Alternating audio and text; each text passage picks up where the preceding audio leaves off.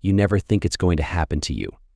Friends go through the pain of divorce for whatever reason, but because you trust and love your partner, you never believe that you'll end up being another statistic, another failed marriage. But when you look at the divorce statistics, particularly in the modern age, it actually leaves me wondering why people bother getting married at all. Till death do us part certainly rings hollow, its meaning lost over the decades. I should have recognized the signs, I guess, but not due to anything I read online, whether it was stories, articles, or simply being more observant. When you're in love with someone, you generally have a blinkered, rose-tinted view of the world. When you're married, have kids, a home, and built a life together, the idea that you'd grow old together is what gives you peace of mind. But I guess the signs were there, and I'd seen them before. I grew up in what they eventually called a broken home. I thought my parents' marriage was strong when I was growing up. They certainly seemed to love and respect each other. My father worked hard for a living, a physically demanding job that took a lot out of him, but he loved his wife and family and sacrificed himself for what I guess you'd call the greater good. My mother returned to work once my youngest sister was at school. Being a kid, we had no real idea what was going on, but looking back, there were signs I'd soon recognize, and that's when I figured it all out. She didn't start having an affair straight away. I was a teenager when it started, my brother around 18 months younger, while my little sister was 3 years younger. It started like so how many affairs start. First, it was working late. Then it was business trips away, showers as soon as she got home from an afternoon spent with her lover, dressing far nicer than she ever did for our father. And as this was before the time of smartphones, secret phone calls, and my mother disappearing at strange times for her secret meetings. The only reason my father discovered the affair was that he walked in on them. I learned later that he was finishing work early, hoping to surprise my mother by taking her out for the afternoon, who told him she was taking half a day to get her hair done and do a little shopping. Instead, he arrived home to find her car in the driveway and a car he admitted to recognizing beside it. He parked up the street and walked home, entering through the back door. He walked into the bedroom to find his wife, my mother, being intimate with her boss. In the marital bed, my dad lost control completely and confronted him. His name was Jim Thompson, and he eventually left our house, battered, bruised, and bleeding. Despite the anger, my father was someone who'd raised his children to never use violence. But how he managed to keep a lid on his rage that day, I still don't know. Even he can't explain it. What my father quickly learned is that this affair meant nothing in a country where no-fault divorces were the norm. Some people say that possession is 9/10 of the law. My father tried to ask her to leave, pack up her things, and go to her parents. Once they learned what she'd done, they wanted nothing to do with her. Her sister also refused to take her in. As the house was also in her name, as well as my father's, she refused to move. My father was stuck between a rock and a hard place. If he stayed, a divorce wouldn't be possible. A man and wife need to be separated for 12 months. That means living in separate locations before a divorce can be obtained. More than once, my father tried to have my mother removed due to her affair, but it wasn't a crime and she was within her rights to remain in the house. Yeah, sometimes no-fault divorces are frustrating as there is a guilty party that caused the divorce when an affair is the reason, and for them to leave a marriage without facing consequences for breaking their vows does seem a little unfair. My father eventually gave in, not willing to remain in the same house with a spouse who had cheated.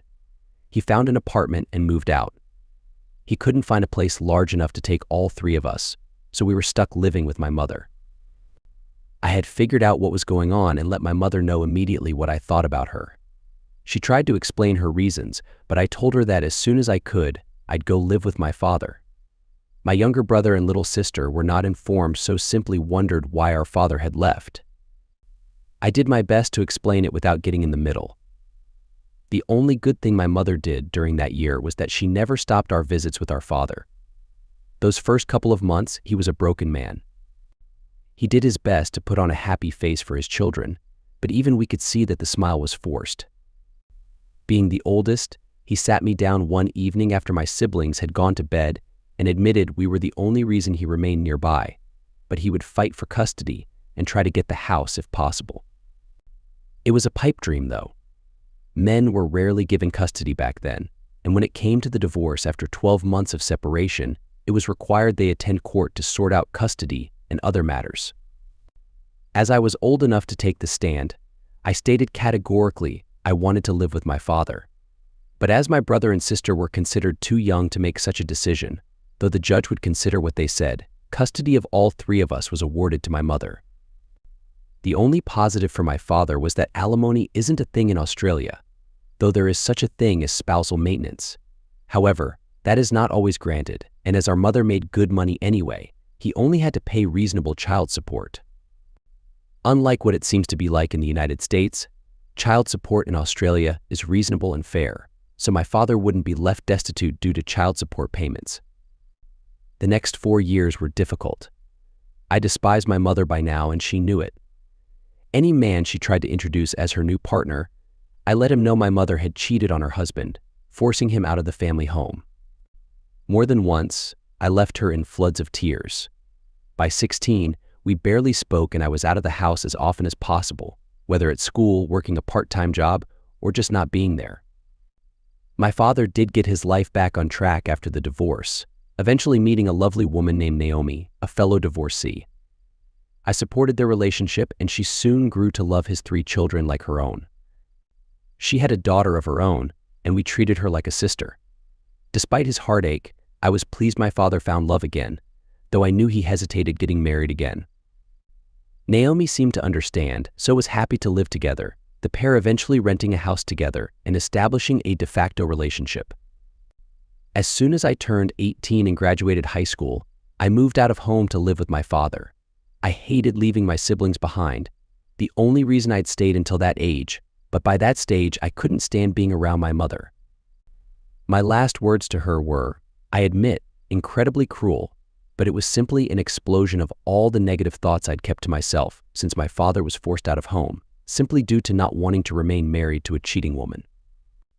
Despite our broken relationship, she still sobbed when I packed my car the day I left. I hugged my brother and sister, assuring them I'd be close by and not forget them, before I glared at my mother one final time. My experience with my mother did make me wary when it came to dealing with women. I'd read a lot of articles about infidelity, and I knew, at heart, I was a loyal man and would expect the same from any partner.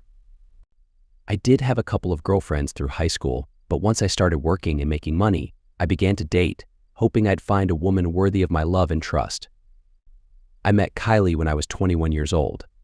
She had recently graduated from university. I was working as an engineer while taking night classes, as although I enjoyed working with my hands, I hoped to work my way up the organization into management. I met her at one of those corporate events. I was there representing the engineering company while she was working part-time as a sales representative for a supplying company. We hit it off immediately, and by the end of the day, I had her number in my phone with a promise to give her a call. Hot date, Mark, my roommate, asked. He was one of my best mates from school, and we'd agreed to live together so rent and bills were cheaper. Something like that, Dave. She that person you met at the conference. Yeah, finally get the courage to call them. I glanced at him and smirked. No, Dave. I just waited a couple of days to not appear overeager. Trust me, they were rather excited on the phone when I did call them, and eager to meet up as soon as possible. Applying a little aftershave, I thought I looked okay. Better than looking like a bum, anyway. Though I had a decent job, the money still wasn't that great, but I was comfortable enough. We'd agreed to meet at a bar in town and go from there. I usually didn't do dinner and drinks on the first couple of dates. Too many stories of people looking for a free meal, the person who paid never hearing from the other person again afterward. Walking into the bar after parking my car, they were sitting on a stool, and the first thing I noticed was their nice outfit and their friendly smile. They were already sipping at a drink, meeting my eyes across the room. When their eyes lit up and they smiled, I think my heart started to beat a little faster. They had gorgeous hair and eyes that sparkled in the low light, a lovely nose, and a pair of lips that were immediately inviting. They were rather slim and had a great figure. Over a couple of drinks, we slowly got to know each other. Their role at the corporate event had been temporary, admitting they'd only been hired due to having a nice face so it would attract people their way. They laughed, admitting it was true, but it left them feeling objectified. And so many people were hitting on me, they added. It was uncomfortable. I saw their point. I know my own mother cheated, but both genders were just as bad when it came to cheating. Due to my own curiosity, I went looking online for statistics, and the fact so many people admitted to extramarital affairs left me shocked. What made it worse is that, according to plenty of articles based in Australia, we were notorious for being a bunch of cheating people. "You were perfect though, Mark," they added, taking my hand in theirs. "You didn't try to check me out. You met my eyes the entire time and remained entirely professional. At least until you asked for my number. You were the only genuine person there. You'd better be single though." I placed a hand on my heart, raising my other hand. "I swear I'm single." Ask any of my friends, they smiled and gripped my hand again. "Good, because I've got a good feeling about you. I've been hurt before." We agreed to take things slow. We met for coffee or drinks for the first couple of weeks. It was after a third night for drinks that we hugged for the first time. By then, they knew about my parents' relationship. They hugged me tightly, and for some reason it just made me feel better about things. I just knew it was right. Meeting their eyes, I was left feeling they were thinking the same thing. Drinks turned into dinner. Within a week, they were back at the apartment I shared with Dave. He had a partner of his own and spent most of his time at their place, so fortunately he wasn't there. After sharing a final drink together, I took their hand and we made love for the first time. Like anyone, they had some insecurities, particularly about their body. I assured them that they were perfect, they had a fantastic body, and I just wanted to cuddle with them constantly. Within a month, they confessed their love for me, and I returned those feelings. As soon as they found a permanent job, we discussed serious matters such as living together, buying a house, marriage, and then kids. By this stage, though what happened to my father lingered in my mind, they had well and truly won my heart, and that was all that mattered. They were a delight to be around, and they admitted to wanting to be a partner and a parent above anything. Before getting married, we agreed to buy a house together. Thankfully, this was before the housing boom that swept across Australia, particularly in Sydney. However, due to their lack of employment and a poor credit history, which they had told me about, they couldn't co-sign a mortgage. I couldn't afford one on my own, or no bank would offer me one by myself, so my father offered to co-sign so his income would complement my own. I had no idea how much that would save us in the future, but for the moment they were ever so thankful to him, and they nearly wept when he told them that they were simply part of the family. Their parents absolutely loved me at the same time, so when I popped the question only 3 months after moving into our new home, everyone was delighted when we announced our engagement and the date of our wedding. Marrying them was the best day of my life up to that point. I was marrying the person I considered my soulmate, and they often told me that I was theirs in return. Walking down the aisle towards me, I was probably grinning like a fool. They started to giggle when I took their hand as we were both overjoyed to finally commit ourselves to each other. It was no church wedding, taking place in a park, where a marquee tent was sitting nearby where the reception could take place. Our honeymoon was a week on an island in the Pacific. Sun, sea, sand, and quality time together. Little wonder we figured out that's when they fell pregnant with our first child. They gave birth to a beautiful baby 9 months after our honeymoon, and within 6 months of giving birth, they were ready for another child. 18 months later, they gave birth to our second child. 3 months later, we agreed that 2 was enough. We both had what we wanted. To my surprise, they didn't want me to get the procedure done, just in case we changed our minds, and getting their tubes tied was out too. They simply agreed to go back on birth control, as it had never bothered them before, and life carried on as normal. They stayed at home taking care of the kids until both children were at school. Once our youngest child was at school, they resumed employment, though kept their hours to school times until both our children were in secondary school. Only then did they return to work full-time. By the time we both hit 45, I was now a regional manager for a national engineering chain. I did travel every so often, but rarely more than 1 night away from home. They were established in their career in real estate, managing their own office, though would occasionally report to the main office in the CBD. Our daughter had moved out of home to live with her partner. They were a lovely person who was already devoted. I assumed wedding bells loomed on the horizon. Our son was still at university, living in a share house close to campus. I was aware of their different interests, but we supported them no matter their choices in life. We'd been married over 20 years by now. I thought we were still in love with each other as the day we'd exchanged vows. My eyes had never been turned. Hand on heart, I might look at another person but never considered doing anything as I'd given my heart to them, and I didn't want to destroy that trust. But I couldn't help it. What happened to my father always lingered. I should have known better. I should have seen the signs.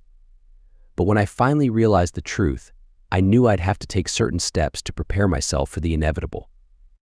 You just never think it's going to happen to you. "Do you think they're cheating on you?" Dave asked, hearing the surprise in his tone. "Mate, they love you to death." "What on earth?" "I've been blind, Dave. I thought once our child left the house, our relationship would return to what it was before. And for a few months, we couldn't get enough of each other. Honestly, spent quality time together more than once, and it left us feeling fully satisfied. But I'm starting to see similar behavior to what my mother was doing to my father. Just thinking about my mother still caused my blood to boil. I'd barely seen her in the past 20 years. She had attended my wedding, and that was only due to my father intervening. He'd married Naomi by then and it had well and truly moved on. He told me to be the better person and invite her. I didn't have to include her, but not inviting her would make me look like the bad person. I gritted my teeth and sent her an invitation. Other than that, apart from updates about grandchildren, who she rarely had the chance to visit, I'd had nothing to do with her. They knew the story and never pushed for any sort of relationship with her either. So what are you going to do? Gather any evidence I can. And if they are cheating on me, I simply walk away from them. How will you do that? I have ways and means. They've been more secretive than normal the past few months. I should have noticed earlier. My own stupid fault, but that's what I get for trusting them. Once I realized what was going on, I guess it was too late to stop it, so I've been preparing myself for the inevitable. I have a meeting on Monday morning with a private investigator. All I want to know is if they're cheating. I don't need to see photos and video, though anything that will help my case. It's a shame that you can't divorce based on infidelity in this country. That's true, but a smart man can protect himself if he's careful and takes precautions early on. Luckily, she waited until the kids were no longer living at home before she started cheating. And there are a few things about our life together that she seems to have forgotten, which might work in my favor. He patted my shoulder. I'm sorry, buddy. I really am. I took a sip of my beer. Me too. The problem is, until I have solid proof, I can't stop loving her. Maybe I'm just being paranoid or jealous, but the signs are there, my friend. I was completely oblivious until I finally realized what was going on. The next morning, I drove to my father's house. Naomi greeted me as always, asking if she could spend time with him while I explained the situation. I must have had a worried look on my face because my dad handed me a bottle of beer, despite it being only 10 a.m., and told me to take my time before starting. I smiled as he took Naomi by the hand. They were still in love after all these years. Their relationship had quickly turned into marriage, unlike my failed attempt. I think Kylie is having an affair, Naomi gasped. My dad muttered, "Oh no, not again." I'm going to hire a private investigator next week. But all the signs are there, Dad, just like you told me about Mom. She's exhibiting all the signs you warned me about. If she is cheating, then she must have studied how to get away with it. But once I realized what was happening, "What do you want me to do?" I grinned. Naomi giggled, knowing that it wasn't a pleasant smile. "Dad, I'm going to give you my house. Remember when you co-signed the mortgage agreement years ago?" Kylie never put her name on the deed. According to the law, you and I own the property, and once I'm gone, she'll be considered nothing more than a tenant. I'll sell you the house as a gift by removing my name from the deed. Legally, I can do that for free under state and federal law. And what happens next? I'll sign a month-to-month rental agreement with you. As soon as I end our marriage, if it comes to that, you can handle things with Kylie. Though she may have some tenant rights because she's been living there for a long time, we'll research how you can legally evict her, even if it requires a court order. Unfortunately, due to my plan, I won't be around for it. You've really thought this through, Mark. Naomi wondered. Kylie and I had discussions about faithfulness and monogamy before we got married. I told her that if she ever cheated on me, I wouldn't forgive her, regardless of whether it's once or 100 times. Cheating means breaking the vows we made and the marriage contract. At least the no-fault divorce laws make it easier for me to leave. And thankfully, I won't have to give her any money. No child support since the kids are grown, and no alimony since she makes as much money as I do. I'm grateful we don't have those unfair alimony laws like some states in the US. I won't be supporting a cheating woman with my hard-earned money. I took a sip of my beer and glanced at Naomi. Sorry, I'm just really angry about all of this. I hope I'm mistaken. When I returned home, Kylie was in the living room, curled up on the couch watching a movie. She smiled at me as always, her eyes lighting up when she saw me. "Where have you been?" she asked. "I went to see my dad. I needed some advice about something." "Oh, what? Just a work-related thing." There might be a new opportunity coming up. The problem was that I only had suspicions, no concrete evidence that she was betraying me. And if she was having an affair, it was with someone she didn't see every day. I knew that sudden girls' nights out would be the final straw, but so far, there was no sign of that. Occasionally, she would work late, but I did too. If she had any doubts about me, she might think I was cheating when I worked late. As we headed to bed that night, she snuggled close to me as always, whispering how much she loved me. It pained me to think that she might be lying. Maybe she loved me but needed something or someone new. If that was the case, we would have to get divorced and she could be with that new person.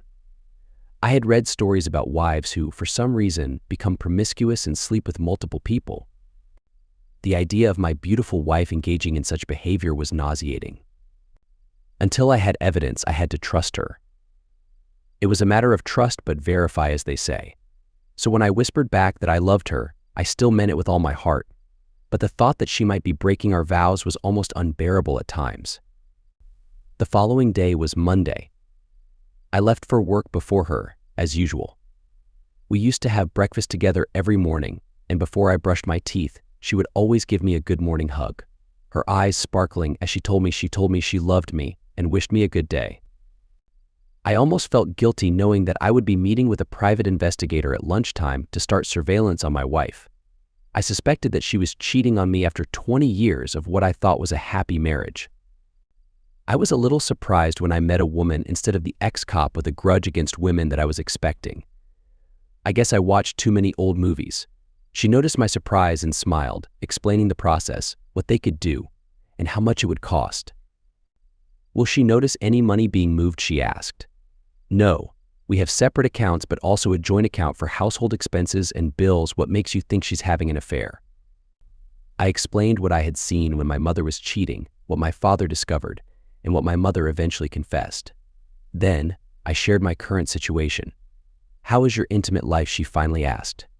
"After our son moved out, we couldn't get enough of each other. But around 6 months ago, it slowed down again.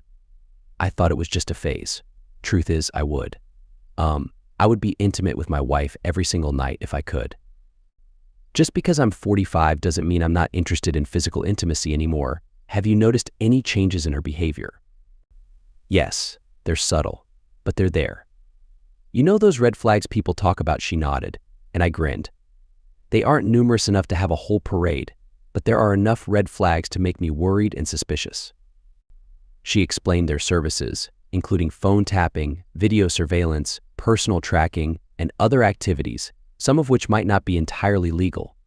I had to admit that I didn't know if it was a consistent affair, unless I was completely oblivious. I had no idea if she met someone during lunch breaks, or if she cheated while working late, or if it was just occasional encounters when she wanted something new.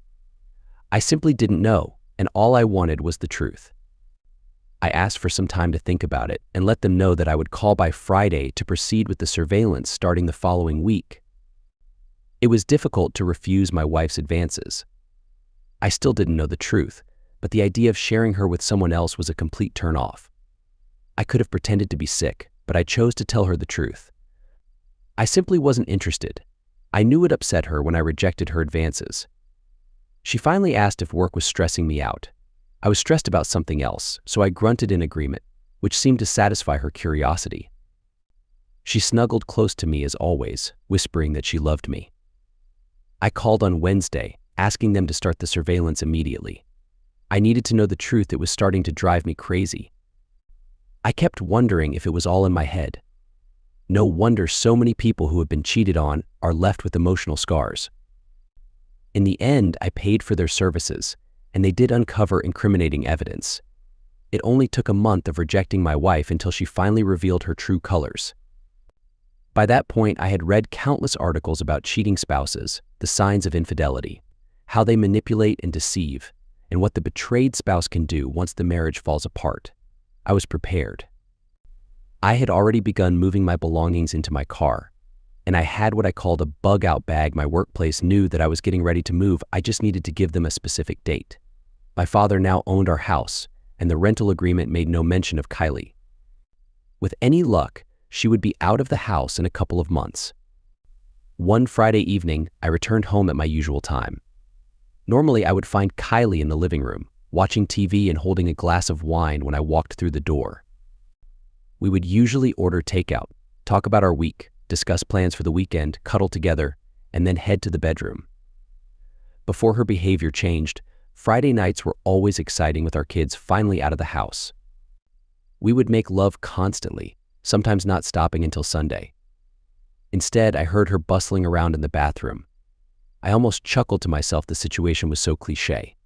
I grabbed a beer from the kitchen and sat down on the couch, waiting in the dimly lit room. You never think it will happen to you. I waited until she emerged. I was expecting her to be dressed in a revealing black dress. Instead, she wore a colorful blouse, a short skirt, stockings, and heels. She had styled her hair and applied some makeup. Her jewelry accentuated her appearance. There was no denying that she looked stunning. It was a shame it wasn't for me. I knew it wasn't for me immediately. "Oh, Mark, I didn't know you were already home."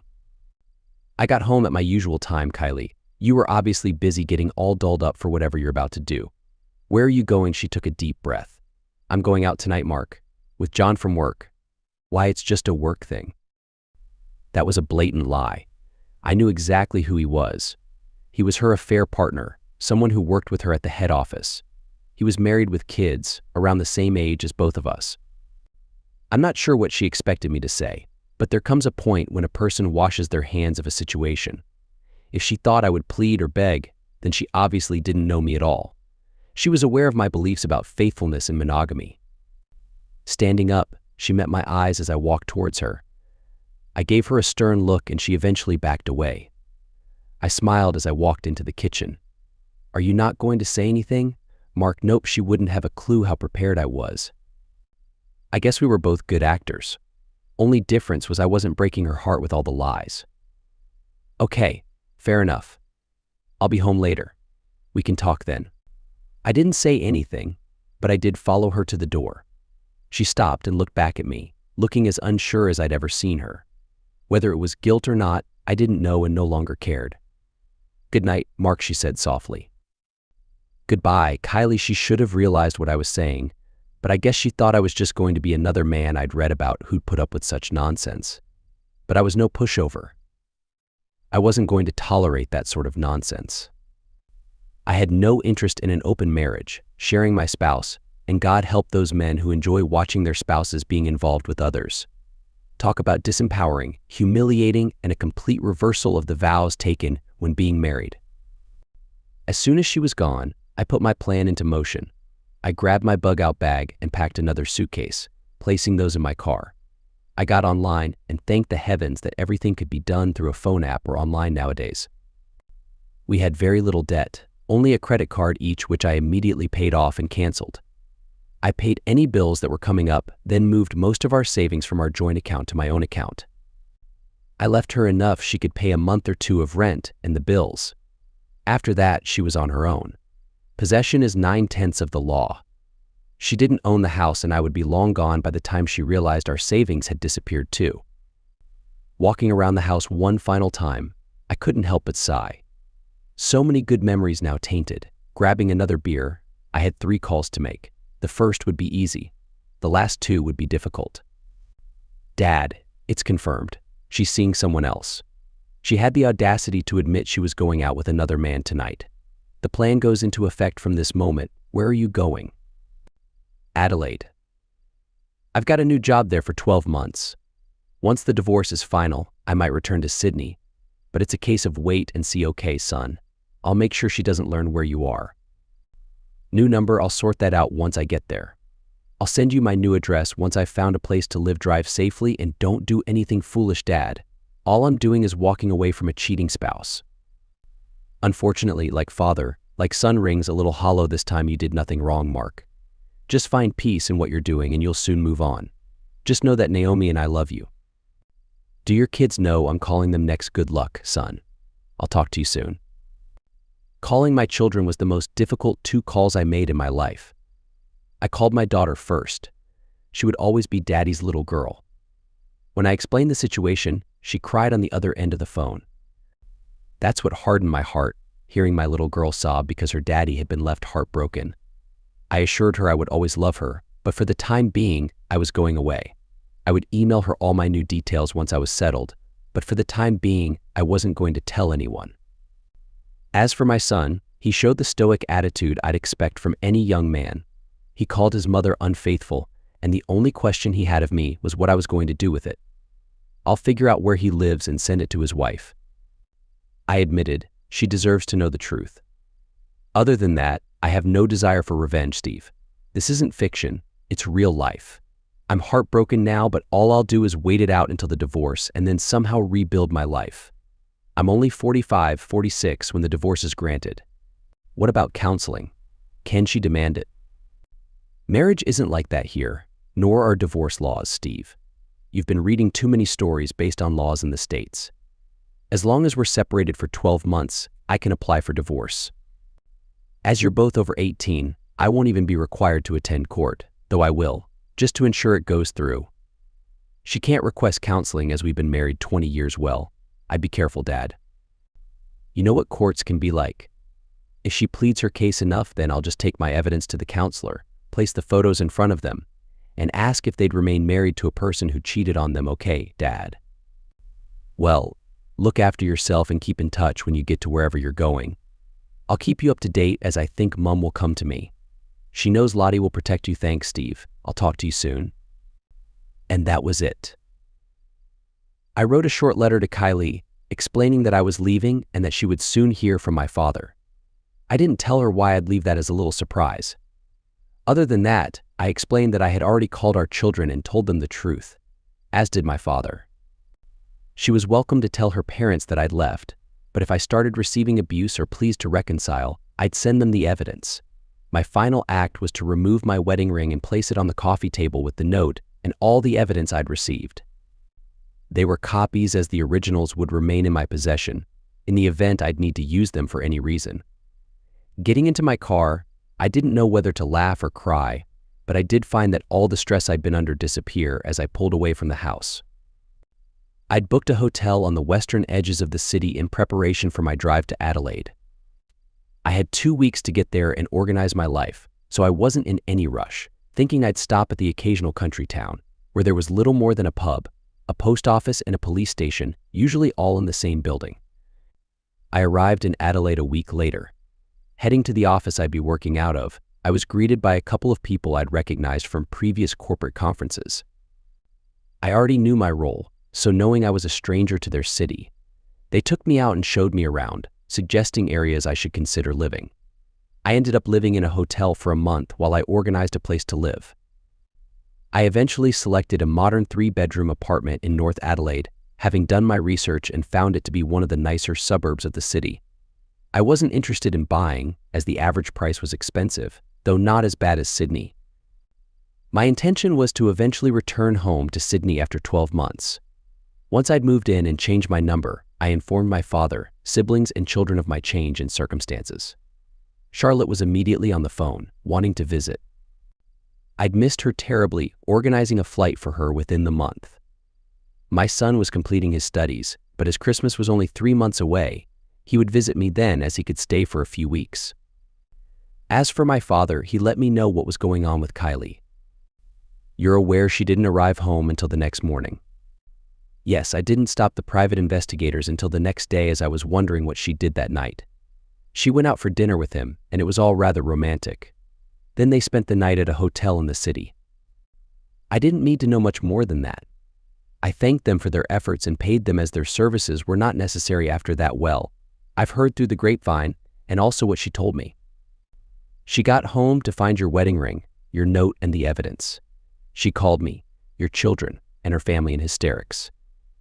You obviously didn't answer your phone, and I know she sent you emails too. Any call from her went to voicemail and was deleted. I marked any email from her as spam. Well, that was just the start of her problems. I turned up on the doorstep a week later and showed her the rental agreement we'd signed. Then I showed her the paperwork about you gifting me the house. Her face paled as she realized it was all entirely legal.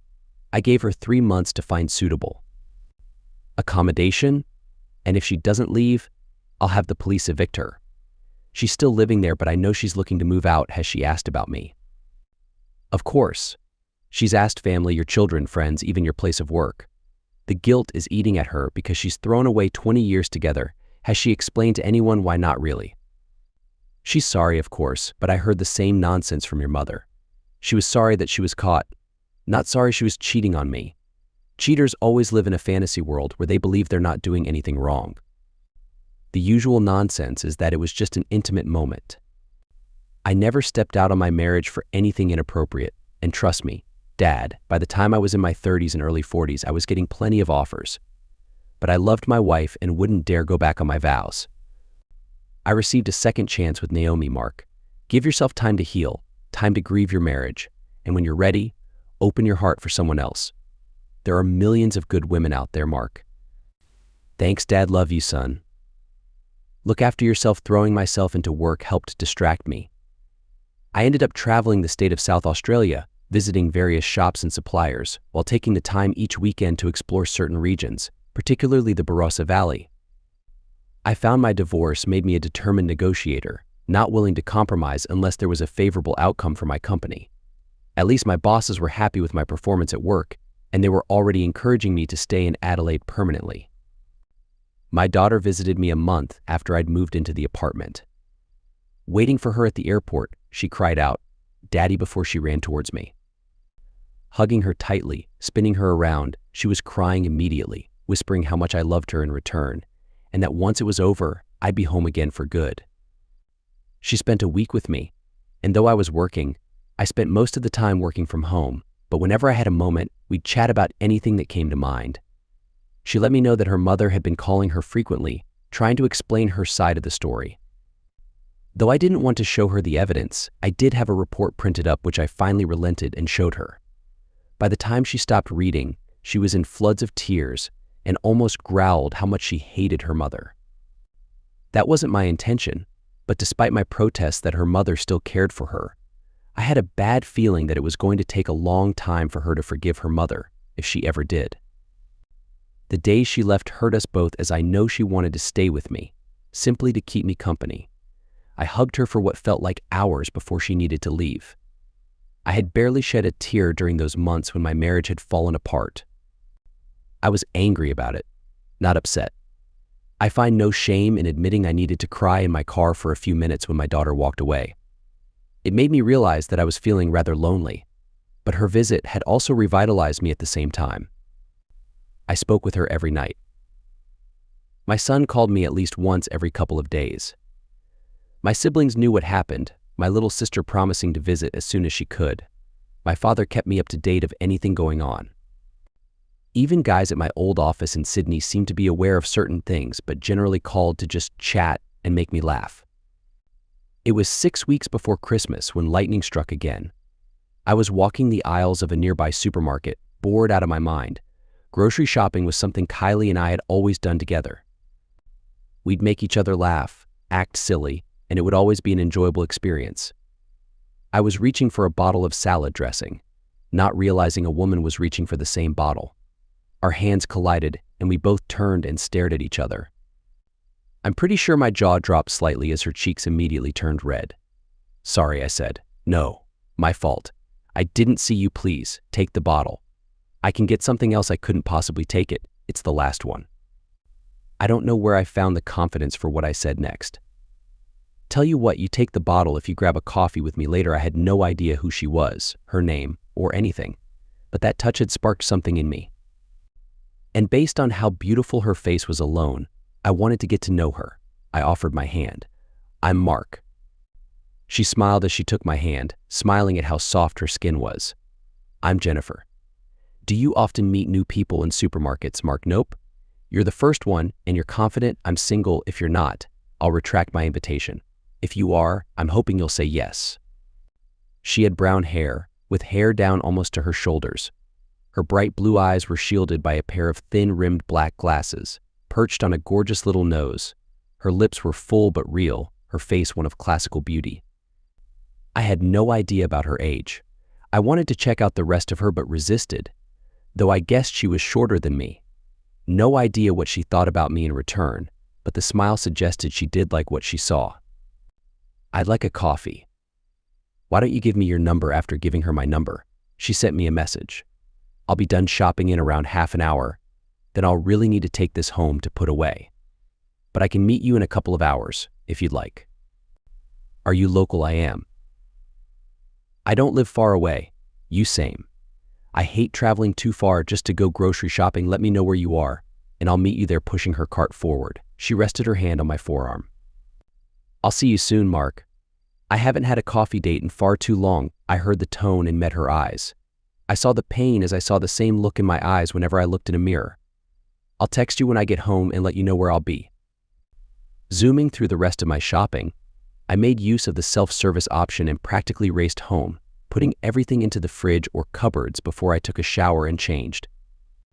Before I left, I sent Jennifer a message, asking if she liked a nearby coffee shop I'd grown to really like since moving into the local area. She messaged back within a couple of minutes, admitting she visited the same shop quite often, wondering if we hadn't seen each other before. I'll admit to feeling a bit nervous as I waited for her to arrive. I dated my wife during our marriage, but this was my first real date in over 20 years. She walked in, having changed herself, wearing an absolutely beautiful sundress that highlighted her curves, the colorful pattern simply accentuating her womanly figure. Her bust was generous, and she had a great pair of legs. Standing up to greet her, I touched her cheek and was surprised when she briefly hugged me. Buying her a drink, it was a case of simply getting to know each other. She admitted that she simply admired my confidence in asking her out in the middle of a busy supermarket. Then she added, "But when you touched my hand, Mark, I felt something, so it wasn't just me." She blushed but nodded. "No, I often read about such things but think it's just fantasy." Offering my hand, she took it, and we smiled when I closed my hand around hers. "I just felt it again," she whispered. Definitely felt it on my end. We didn't delve into our histories too much, not on a first date. I learned her name, she was single, and she smiled when showing me her left hand, though it was obvious a ring had once been on that third finger. She was a kindergarten teacher but had no children of her own. She lived in a small apartment by herself, had a few close friends. Her parents lived in the city, she had a younger sister, and she was 35. "Oh," I said, "I'm 45. I don't care how old you are, Mark. I only care about what type of person you are." When she said that, I had to admit that I was separated from my wife. Noticing the nervous look on her face, I sighed and asked if she wanted another drink, as it was going to take some explanation. I didn't want to tell her everything on our first meeting, but if that was required. She made me smile when she said, "No, Mark, I'll trust you for now. I can see you're hurting. Is it that obvious?" I saw the same look in the mirror when he broke my heart. She held my hand again and squeezed. "It gets easier, but it's just one day at a time first. Then it's weeks and months, and soon the person that broke it no longer matters." She smiled at me again. "And then maybe you'll meet the right person who can start mending that same heart. It's just some weight more than others, but it happens eventually." My dad said the same thing. "Your father is a wise man." We finished our second drink and wandered outside. Walking to her car, it was that awkward moment, unsure whether to hug her or just wish her well. When I hugged her, part of me didn't want to let her go. I had no idea I'd find someone I'd be attracted to so much, so quickly again. I think we were both reluctant to break the hug. "Call me during the week, Mark. I'd love to talk to you again. How about tonight?" She giggled, and it warmed my heart. "You can call whenever you want." I called her that night, then every night going forward. I didn't want to get in the way of her usual week as a teacher, but I asked if she wanted to go out for dinner on Friday night. When she said she'd love to, I practically danced around my apartment once I hung up the phone. I hadn't felt that excited in a long time. At a conference on Thursday, there were comments about my rather happy mood. Everyone was aware of my separation and impending divorce, so they immediately assumed I met someone.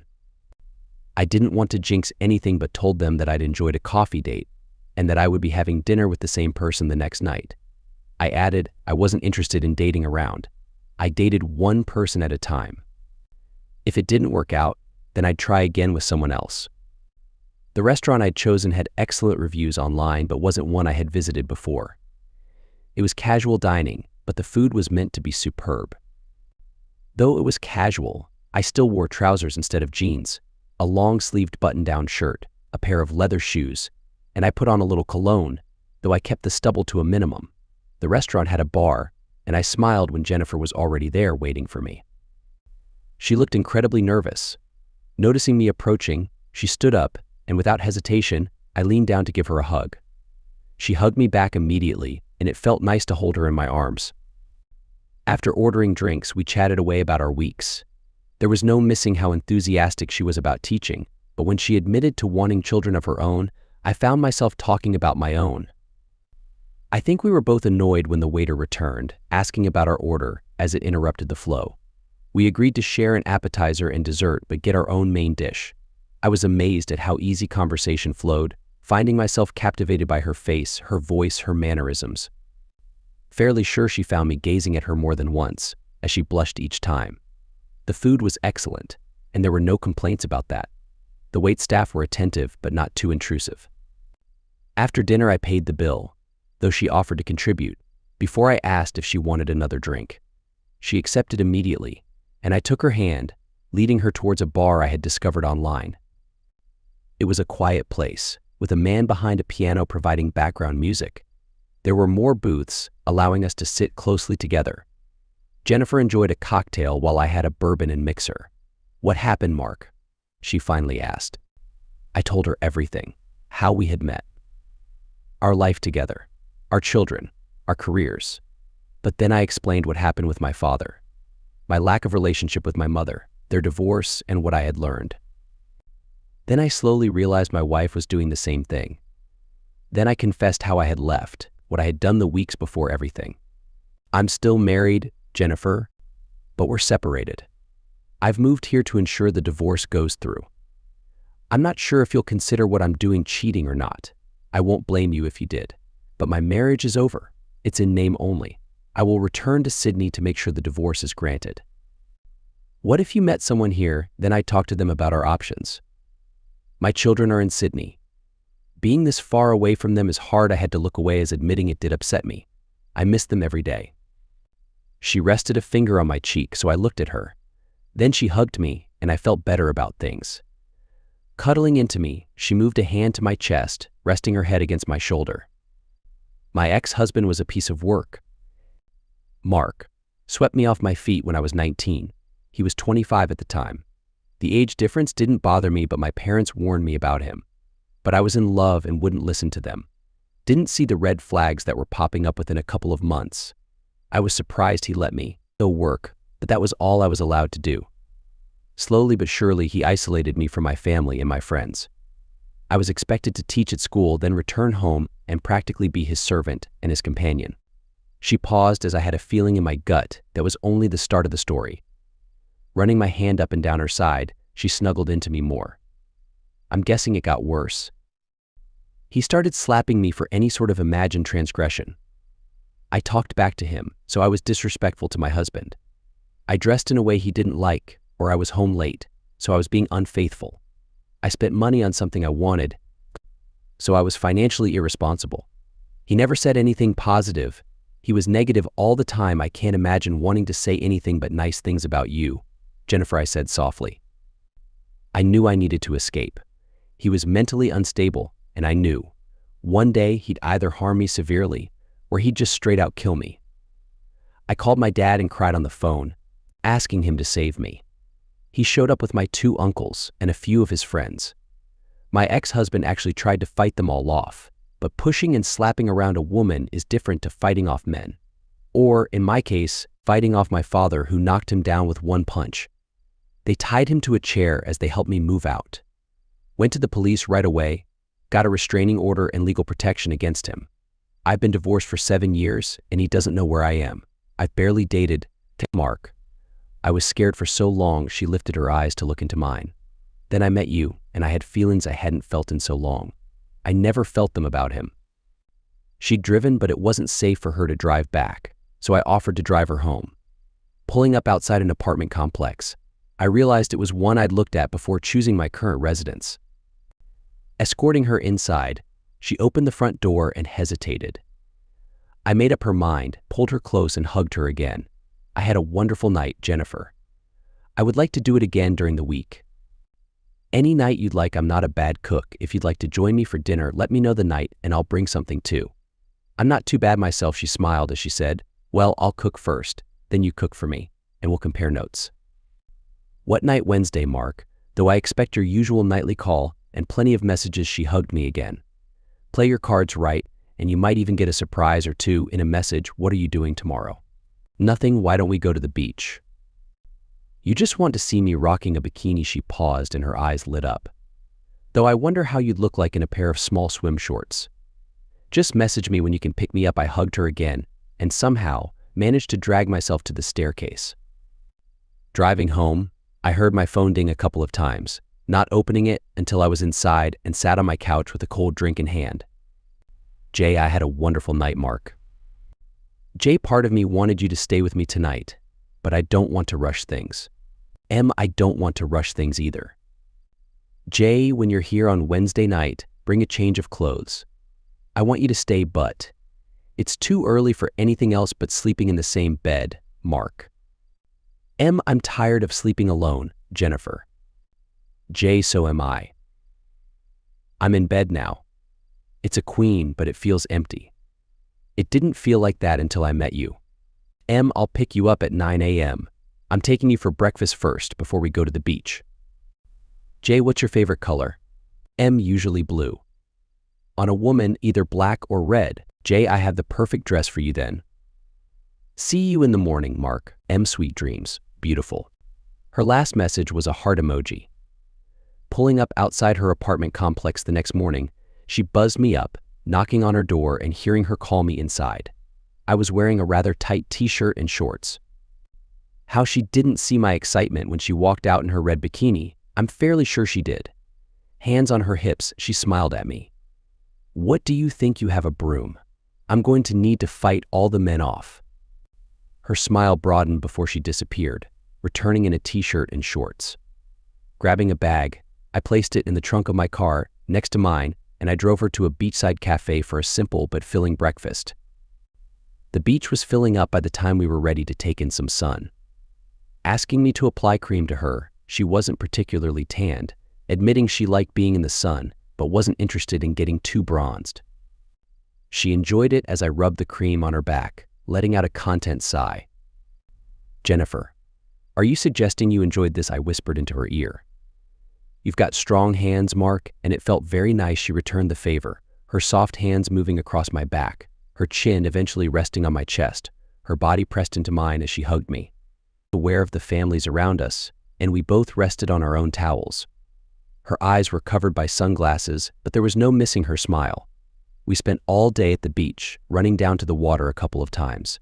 Embracing each other, we made out again and she enjoyed the closeness, enjoying the gasp she made when we pressed against each other.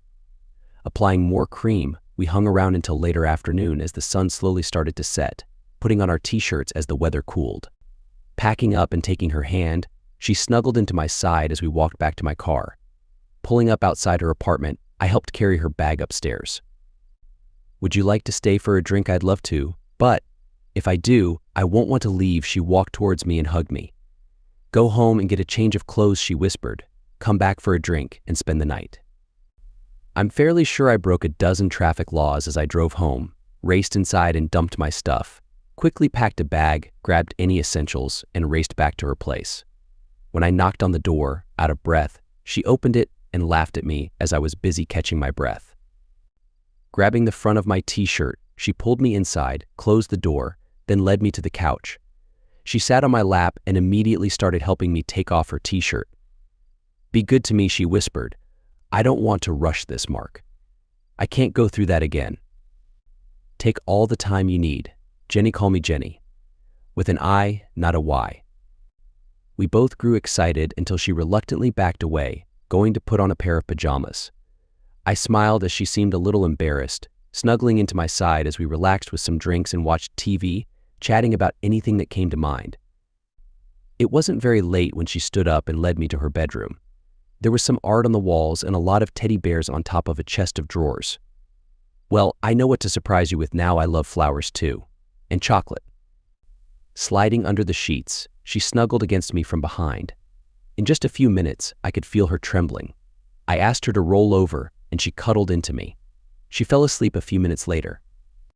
I stayed awake a little longer, watching her sleep. She looked so peaceful and beautiful. I felt incredibly lucky to have someone like her in my life. She made me breakfast the next morning, and we spent the whole day relaxing at her apartment. We enjoyed each other's company, filling any silences with cuddling and hugs. We playfully teased one another, but I was willing to be patient for her. When she sat on my lap one last time before I left for the evening, I think she almost gave in to temptation before I gently asked her to stop. "Don't rush, Jenny," I whispered. "We have all the time in the world." I already knew I was in love with her, and I had a feeling she felt the same. The only concern I had was that I hoped it wasn't just a rebound. I had recently ended my 20-year marriage and immediately fell for the first woman who came along. But I like to believe it was fate that brought us together. There was a reason why we were in the supermarket that day. We didn't message constantly throughout the day, considering she was busy with work, but we talked every night. My coworkers knew I was now seeing someone, and I updated my family back in Sydney that I had met someone special. My father called me and kept me updated on Kylie. Apparently she was close to moving out. She was still trying to find me, but no one was telling her anything. She thought I was still in Sydney, so she was hoping to run into me eventually. Wednesday night couldn't come soon enough. Jennifer cooked us a delicious meal that was both tasty and filling, but she exceeded all expectations with the dessert she had prepared. Patting my stomach after we finished eating, I said, "They often say the way to someone's heart is through their stomach." Jennifer smirked at me. "I was always told that to make a man happy, you need to keep his belly full and make him feel loved." I almost choked on my drink, coughing a few times while she giggled at my reaction. Looking into her eyes, I responded, "What about a woman, Jenny? The moment you make me feel loved and special, Mark, I'm yours forever." That was the first time our conversation had turned slightly romantic. We had been behaving ourselves until that moment. Moving my chair closer, I placed a hand on her leg. She was wearing a dress. She looked into my eyes, curiosity shining through her gaze. "Are we only spending the night together, Jenny?" I asked softly. No, we're not. Mark, we cleaned up together before she led me to the bedroom." We both started making moves. "I knew you were well endowed, Mark. No one has ever complained about it," I replied. We made love that night. Not only that, she let go of her inhibitions completely. Waking up the next morning, I was lying on my back as she cuddled into my side, her arms slung across my chest and one of her legs bent over mine. She woke up and hugged me. "I love you," she whispered. Turning to hug her, I couldn't help but smile. "I love you too," I whispered back. "Is it too soon?" "There's no such thing, Jenny. If that's how we feel about each other, then that's how we feel." I felt it on our first coffee date. I knew I had met the person I want to spend the rest of my life with. She took my hand and rubbed my hand. And I mean that in the sense that if you want to be closer to your children, I'll go with you. Are you sure? That's a major decision. I have no ties here, Mark. My parents are still doing well. My sister is happily married. I won't rush into a decision, but my heart is telling me to go with you. I'd love to meet your children. They'll be here for Christmas. Then you will all come to celebrate Christmas with my family. She visited my apartment for the first time that evening. She called it a bachelor pad, but it was clean and organized. She understood why I kept it minimalistic since I was only living there temporarily. After I cooked her dinner, she made sounds that indicated she enjoyed the meal just as much as our previous night's activities. I knew I had impressed her with my culinary skills. When she mentioned marriage, she blushed and turned away. Gently taking her wrist, I admitted that I had been thinking about it as well. "Jenny, I can't remember the last time I felt this amount of love for Kylie. I'm not saying that because she broke my heart and cheated. Maybe we've just been going through the motions for years. Maybe it's because this relationship is new. Maybe it's simply because I'm older and have more life experience. But I absolutely adore you, Jennifer Morris, and, one day soon, I want to be Jennifer Williams, she replied softly. Life was pure bliss for the next few weeks. We didn't spend a single night apart, mostly staying at her apartment since it was a much more pleasant place to be. She spoke to my father on the phone numerous times, and I kept my children updated, but they didn't want to speak until they had met her in person. A week before Christmas, I called my son to inquire about his mother and what she was up to. I told her I won't be around for Christmas. I think she figured out that you're not in Sydney. Lottie hates her dad. I mean, she really despises her. She spoke to her once after you left, and then she pretty much cut off all contact with her. I spoke to your sister last night. She'll be here in a couple of days. What about Granddad and Naomi? I'll catch up with them when I go back to Sydney. Jenny is most likely going to come with me. We just have to find her a job and buy a place as close as possible so she won't have to commute. Are you sure you don't want to stay here, Dad? Lottie and I have been talking, and we're both considering moving here to be closer to you. I know Aunt Sarah is also thinking about it. Jennifer listened in and squeezed my hand in support. Are you sure, Steve? You'll be leaving behind your friends and family. You're more important, Dad. Trust me, when Lottie gets here in a couple of days, she'll bring it up. And her husband is completely on board. He hates living in Sydney now. I glanced at Jennifer, unable to hide my surprise. I still have to go back to make sure the divorce goes through. Don't make any hasty decisions, Steve. I know that might sound strange, but my decision to leave your mother was planned well in advance. Oh, I'm well aware of that, Dad. As far as I'm concerned, forget her. She's still trying to convince people that she didn't do anything wrong and that you're the one at fault for leaving. Jennifer accompanied me to the airport when my daughter arrived. She had brought her husband Tom, but as soon as Charlotte saw me, she dropped her bags and ran towards me. It was like the days when I used to pick her up from school, and she would be overjoyed to see me. She cried for a few minutes, and when I introduced her to Jennifer, both of them ended up in tears. I shared a glance with Tom and shrugged, feeling a mix of emotions. My son surprised me the following day by knocking on my apartment door. Dad, he exclaimed before we embraced. We both had to wipe away our tears before I led him inside to introduce him to Jennifer. Well, he looks just like you, at least she remarked. I knew what she meant, but I had already taken a DNA test. Kylie hadn't cheated on me early in our relationship, but I still needed that confirmation. On Christmas morning, Jennifer woke up in my arms and whispered in my ear if I wanted to be intimate. I replied that I would accept it if I could return the favor. She giggled as she straddled me, and her face met mine. We kept our noises to a minimum. Someone knocked on the door. Don't get carried away. Daddy. Jennifer held onto me more tightly, clearly embarrassed. I couldn't stop chuckling. I'm making breakfast, and then we need to go to Jennifer's parents' place. We'll be out in a moment. Sweetheart, I thought she had left until I heard her say, I'm glad you're happy and with someone you love. Daddy, thank you, sweetheart. I drove the 5 of us to Jennifer's parents later that morning. The trunk was full of presents, carrying them all in.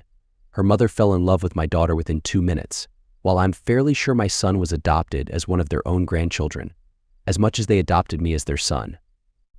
I called my father over an online video service so we could exchange Christmas cheer. My brother, his wife, my sister, and her husband, plus their kids were sharing Christmas with him. Kylie had long since left our former home and moved in with her parents. The news that did surprise me is that her affair partner had been kicked out of the house by his wife, who had used the evidence to ensure he was fired for gross misconduct. Apparently, my wife held on to her job by the skin of her teeth, but had found herself demoted from her management position, and she'd lost quite a few mutual friends who couldn't forgive her for betraying me.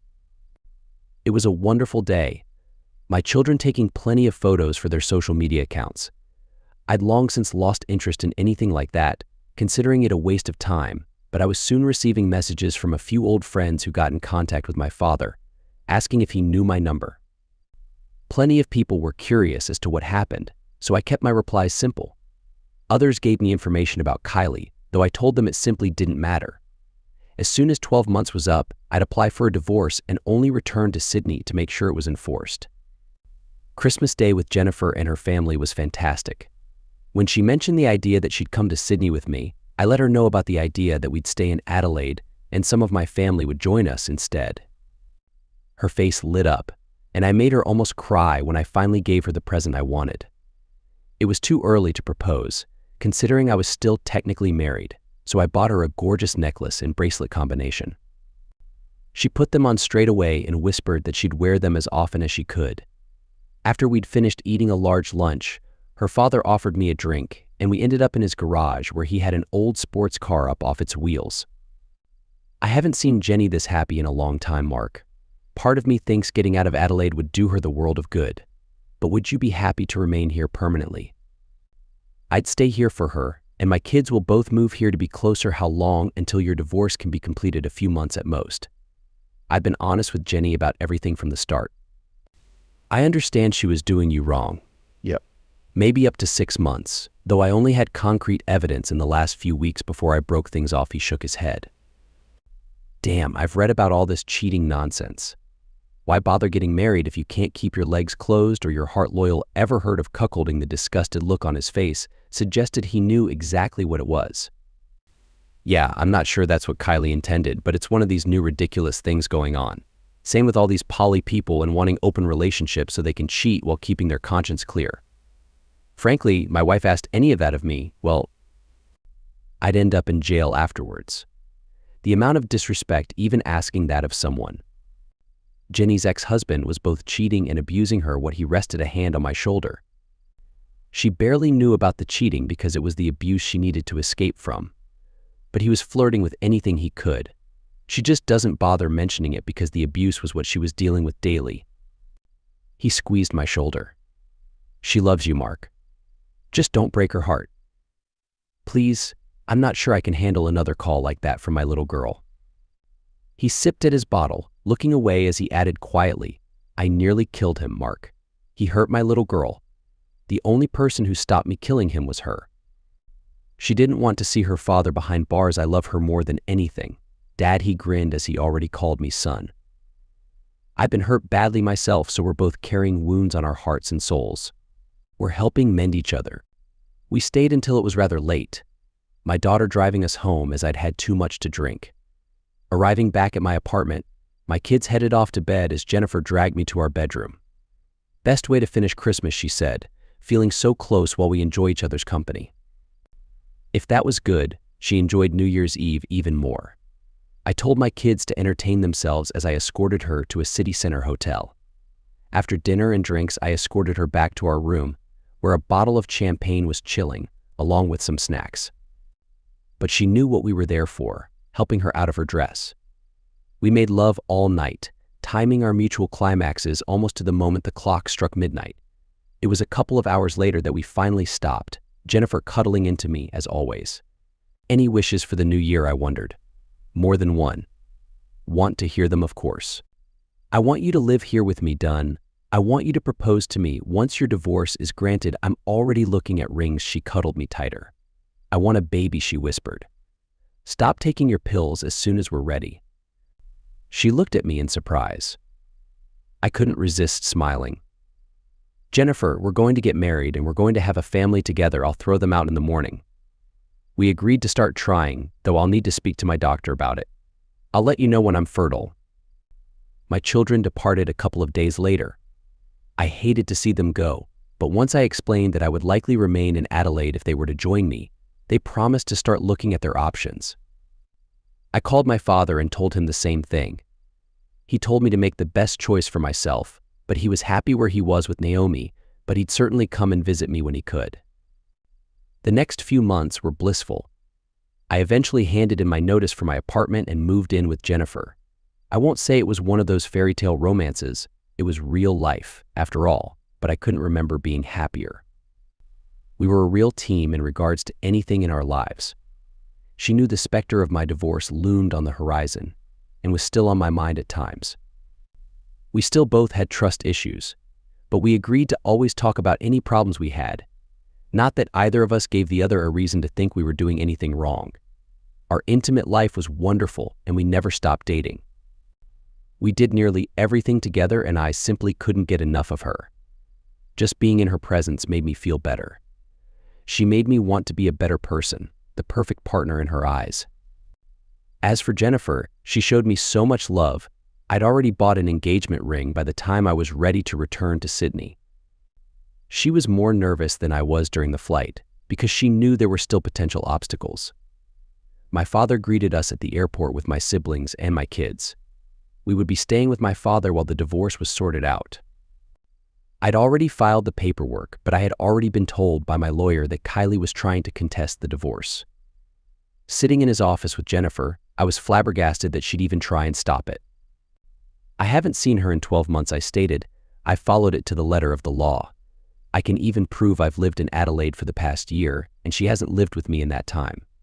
In fact, we've had no communication at all. While that is true, she's still allowed to contest it, he replied. No judge will actually listen to her reasons, and no counseling will be forced. I'm assuming Jennifer is your partner. Kylie betraying me is the original reason. I now have a better reason to divorce her. As soon as we're divorced, I'll be proposing to Jenny and we'll be getting married as quickly as possible. We're trying for children once the divorce is granted. Jennifer added, I stopped taking my pills a few weeks ago. I'm hoping the celebration of intimacy we have when he gets his divorce will lead to my pregnancy, okay? I'll speak to her lawyer and see what she wants.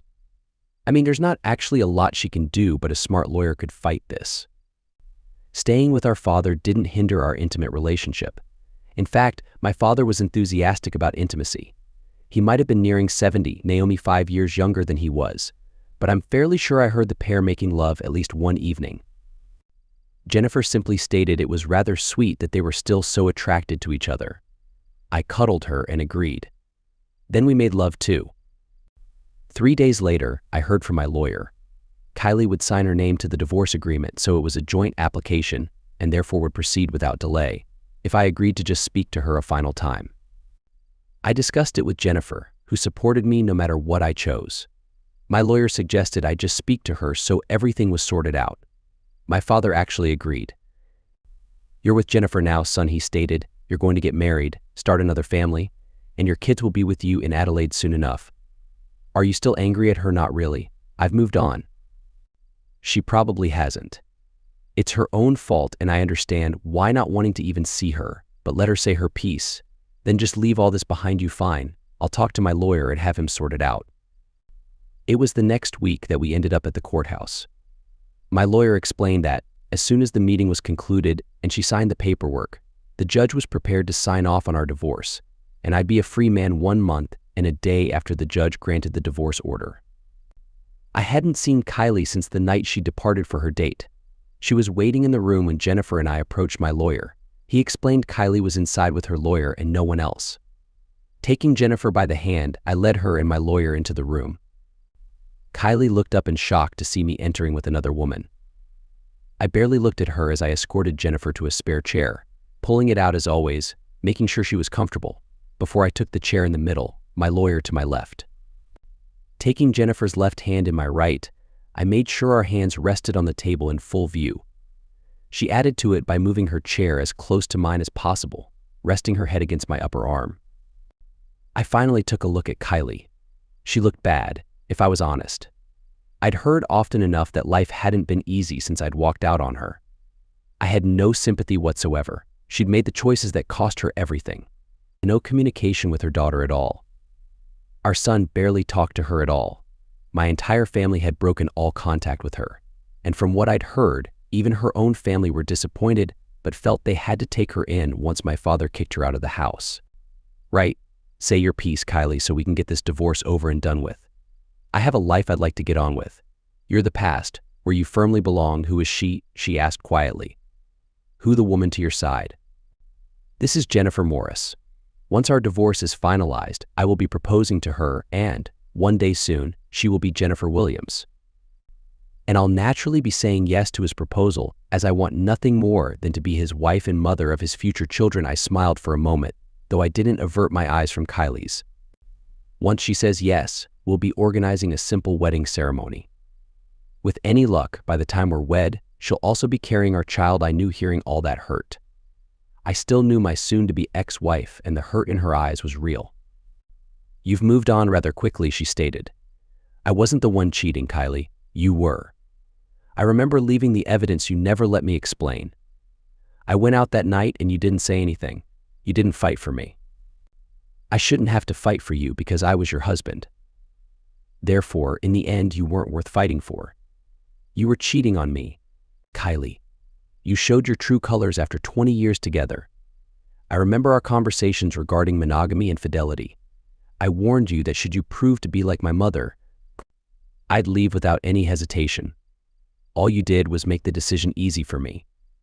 Are you even sorry about what you did? Don't bother answering that, because you're not. You're only sorry you got caught, not for proving our marriage was nothing but a sham and you're a worthless woman. Just like my own mother, her lawyer cleared his throat. I glared at him. Get lost if you don't like what I'm saying. She wants to talk, fine. I'm allowed to talk as well. I made a mistake. Cheating is not a mistake. Cheating is a series of decisions you made to eventually emotionally connect with another man. I don't care if you were seduced by him or you purposely went out to try and be with him. The simple fact is that you did emotionally cheat on me, and therefore you lost any right to calling me your husband. It was just a close connection. And there it is. The line that so many people use to justify their decision. Sorry, but most people value emotional intimacy with their partner, and considering you were my wife, I'm the one you should have been connecting with, not some person you worked with.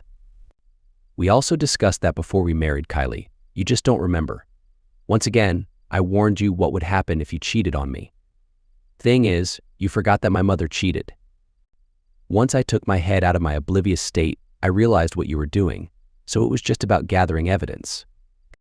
If you'd said no that night, would you have still left? Yep, I was gone regardless.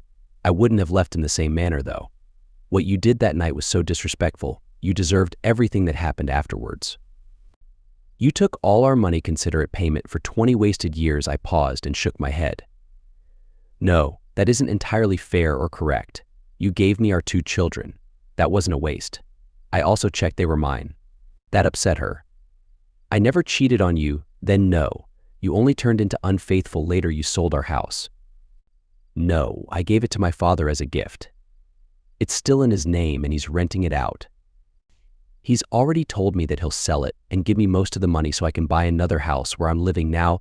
You didn't even give me a chance, Mark, because you didn't deserve one. Kylie, where are you living now? None of your business. I don't want that information known by you.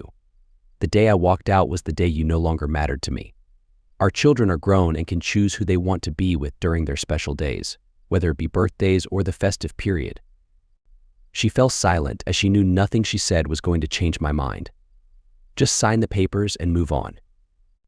Jennifer stated, he hasn't seen nor spoken to you in 12 months. He's moved on. He loves me and I love him. We're going to marry, start a family of our own, and grow old together. You chose to throw him away. I'm glad I was the one who caught him, held him, whispered he'd be okay. And I'll never let him down. He owns my heart and I know I own his. I didn't want she met my eyes and I could see the tears. I kept my face blank. Waterworks would not work on me this time. I still love you, Mark. Good for you. I don't care, Kylie, I replied coldly. The tone made her almost jump. I don't hate you any longer. Don't let the cold tone fool you. I just don't care about you any longer. You ceased to be my problem the day you emotionally connected with another person. We sat in silence until her lawyer finally cleared his throat. Kylie, this is clearly getting nowhere. Her lawyer stated, just sign the paperwork and end the charade. He's clearly moved on as he intends to remarry. No judge worth their salt will prevent that from happening. Your marriage is over. Your kids are grown. You no longer share any assets. It's over. Do the honorable thing, sign the paperwork and move on. He took the paperwork from a folder and placed them in front of her before offering her a pen. Kylie met my eyes, and that's when she did cry. I knew her enough to know that she was genuinely upset. Wiping her cheeks, her hand was shaking as she gently took the offered pen and glanced over the paperwork. At the bottom, she signed and dated the paperwork. Is my presence necessary in the courtroom? I asked my lawyer. No, Mark, you can go. You'll receive the divorce order in the mail. Good. Then we're done here. Rising to my feet, Jennifer took my hand and I lead her out of the room. I'm sorry, Mark, I heard her call out. I'll always love you. I appreciated the apology, though it meant nothing any longer. It was far too little, far too late. But as for those last 3 words, I'm fairly sure she did still love me, but I didn't care. The woman I loved was currently holding my hand, and in a month and a few days, she'd be my fiancée. Walking outside and down the street, my father, Naomi, Steve, and Charlotte waited for us in a coffee shop. Gesturing with my head, we walked further on the nearest pub as I was gasping for a drink. After buying a round, we sat down at a table, and I explained the discussion. They were amused when I admitted I probably did more talking, getting anything I wanted to say off my chest. How did she look? Charlotte wondered. Like she wasn't taking care of herself. Definitely looking her age, if not older. Definitely earned yourself an upgrade, Jennifer whispered into my ear. Did she sign the papers? My father asked. Nodding, we clinked glasses and sipped our drinks. I went through the same thing with your mother. I'm fairly sure whatever Kylie told you is what she tried to tell me. She didn't try and blame me, Dad. Mom blamed you for working too much. Did she try and justify it? Stephen wondered. Yeah, the old line of it was just a physical act. What the heck is it with these people claiming it's just a physical act? Charlotte wondered almost to herself. I married my husband and wouldn't dream of stepping out on him just for physical pleasure. If I want intimacy, I'll approach my husband and ensure we satisfy each other whenever I'm feeling close. She stopped and blushed, realizing she'd just said that in front of her father and grandfather. We exchanged a glance and burst into laughter. Well said, girl. Well said, my father exclaimed, and words to live by. Whenever I'm feeling intimate, your grandfather doesn't stand a chance, Naomi stated. And if he does need a little help, he knows there are other things he can use. Naomi, that's my grandfather, Charlotte exclaimed. He's not dead, nor am I. I'm 65 years old and still more than capable of a good time, Naomi retorted. Your grandfather met me at the right age. He was still eager and I was almost constantly in the mood. But as soon as we were together, we made a promise to be good to each other. We've both come from failed marriages due to unfaithfulness. I'm just glad it's nearly over, I admitted. I hate the fact I'm just another divorcee, but as I said in the room, cheating is unforgivable. It's amazing to see my father's strength throughout it all. We stayed in Sydney for a few more days to discuss our plans as a family. Charlotte and Tom immediately agreed to come to Adelaide. Stephen was still thinking about it, but it seemed likely that he would join us as well. To my surprise, my sister mentioned that she would also be heading to join us. When we went out for dinner, I learned that her marriage was also over. You can stay with us while you sort things out, Jennifer offered. Any family is welcome. You're my family now, and my family is yours too. I'm going to sell the house here, and we'll make some money, I added. House prices in Adelaide are much more reasonable, so we'll be able to buy a larger property with rooms for our future children. Jennifer suggested, placing my hand on her stomach. Soon enough, I'll be carrying our first child. How many kids do you want? Mark as many as you want, Jenny. I love being a father. A month later, I received the divorce order that officially ended my marriage to Kylie Daniels. I never heard from her again, but I learned through the grapevine that she left Sydney within 6 months of our divorce. From what Stephen told me, as he was the only one who still spoke to her, she moved to Queensland to start fresh. After that, I stopped asking, and Stephen stopped telling me, as I no longer cared. 2 days after receiving the divorce order, I proposed to Jennifer on the beach in front of our families. She could barely speak, nodding as I slid the engagement ring onto her finger. 6 months later, we got married on that same beach, just a short distance from our new home. As she walked towards me in her wedding dress, it was clear to see her baby bump, but my soon-to-be wife was positively radiant as her father led her down the aisle. Taking her hand, we couldn't stop smiling as we faced the celebrant. Dearly beloved, we are gathered here today. Epilogue, I'm a year away from retiring, and life couldn't be any better. Jennifer and I have been married for almost 20 years, and we're still as happy today as the day we met. Our first date, the first time we fell in love. All those firsts leading up to the day we got married. Within 6 months of returning to Adelaide, Charlotte and Tom moved to join us. Charlotte is still happily married to Tom, and we now have 3 grandchildren. My son is married to a wonderful man, and together they have adopted 2 children. My father and Naomi came to live with us in Adelaide a year after the divorce, and my father lived there for nearly a decade before passing away peacefully in his sleep. Naomi was heartbroken and we insisted that she live with us. She resisted at first, but eventually realized that our house was quite spacious, and we even built her a small house so she could have her own independence. My sister joined us in Adelaide almost immediately after leaving her husband, taking her kids with her. Like me, she was a victim of infidelity, and he didn't fight her when she decided to take the children with her. We found her a place to stay after she lived with us for a couple of months. She eventually married one of my coworkers and good friends, and they've been happily married for 15 years. My brother stayed in Sydney, and he was the only one who kept in contact with our mother. I found out when I turned 60 that she had passed away. Having had no relationship with her for almost 40 years, I found it difficult to feel any grief. Jennifer suggested that we still attend her funeral. Again, it was about being the better person, so we all flew to Sydney to attend. I was surprised to learn that she had remarried and had welcomed her husband's children as her own. They were not surprised to learn about us, but were surprised that she had concealed her estrangement from her 2 children. We could have explained why we were estranged, but a funeral wasn't the right time. We simply stated that we were there to pay our respects before returning home. With no family left in Sydney, my brother joined us in Adelaide the following year.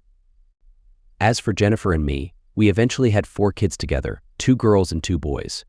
My older daughter and son were thrilled to have siblings, and they were more than happy to babysit. But we rarely went out as Jennifer and I were deeply in love. We always made sure to communicate, never went to bed angry, and our loving relationship remained strong. Looking back at my life and the time of my divorce, I'm sure there are those who would have preferred me to react to my ex-wife with anger. But what would be the point? Leaving without saying a word actually hurt her more, and I remained silent for a year before returning to finalize the divorce. She knew how important fidelity was to me, and she had broken that trust. As for those who believe in reconciling after infidelity, I can't say I agree. Forgiving your spouse for cheating is a personal choice, but trust is not easily repaired. You would spend the rest of your life filled with suspicion and resentment, and in the end, divorce would likely be inevitable. Instead, I chose a different path. No need to seek revenge or completely burn everything down, but there was also no chance of reconciliation. I simply walked away and chose to move on with my life without Kylie. I found Jennifer, my true soulmate. I still believe that meeting her in the supermarket was fate. I'm not a religious man, but I'm fairly certain that fate exists in some form. Are you ready? I turned around to see my wife looking stunning in a beautiful red gown. What about right now? As she walked towards me, she stopped and leaned up to hug me while her hand caressed my lap. When she felt me starting to get aroused, she broke the hug and smiled. You still have that magic touch, I see. Have you heard from the kids? They'll either be on their way or getting ready to leave, and our little ones, they'll be fine without us here for the evening. As long as they don't burn the place down. So do we have some time to be affectionate? She smiled at me. Well, it would be a shame to waste such a feeling. Do you have any plans for later, just in case I don't need those little pills that often, Jenny? You still turn me on just as much as ever. I certainly hope so. She cuddled into me as I held her close. I love you, husband. I love you. Wife, here's to many more years of happiness. I certainly hope so. Maybe we have a few minutes to make love before we need to go. I'll let the kids know we'll be a bit delayed. They'll understand, and with that, she took my hand and led me towards our bedroom. It wasn't the same bed we first made love on, but it was the bed where we conceived 2 of our children, and where we spent many nights making love for hours. It was never a hurried affair. After her gown and most of my suit were left on the floor, we couldn't help but smile at each other. Well, I suppose we can be fashionably late, and this old man still had it, even now.